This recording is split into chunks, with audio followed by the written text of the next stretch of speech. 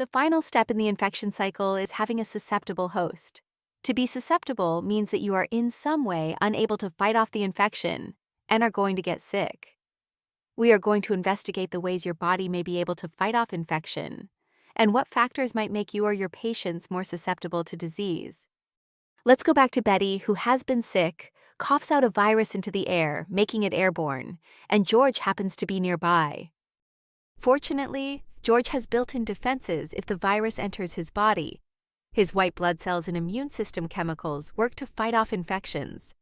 Whether George actually gets sick depends on several factors: his overall health, how well his immune system is functioning, the amount of virus he is exposed to, and how long he remains exposed.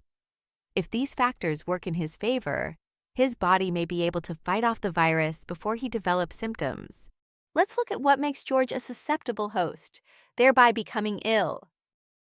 Virulence is one factor, which refers to how harmful or aggressive a virus is compared to others. For example, the Ebola virus is highly virulent, causing severe illness and high mortality rates, while the common cold virus is much less virulent, typically resulting in mild symptoms. This plays a role in how easily the body can defend against illness. If George's immune system is working poorly, he is more likely to get sick. This is why patients who are sick and in the hospital are at a higher risk of contracting other infections they may be exposed to. Age plays a role in getting sick. Very young babies have an underdeveloped immune system, making it harder for them to fight off illness. As we age, particularly after the age of 50, the body's ability to defend against disease naturally decreases. If the skin is broken through a cut, burn, or surgical wound, it increases a patient's risk of infection. Remember, intact skin is one of our best defenses against infection. Certain chronic diseases like diabetes impair our ability to fight off infection. Diabetes affects blood flow, reduces immune cell function, and impacts the nervous system, all of which contribute to an increased risk of infection.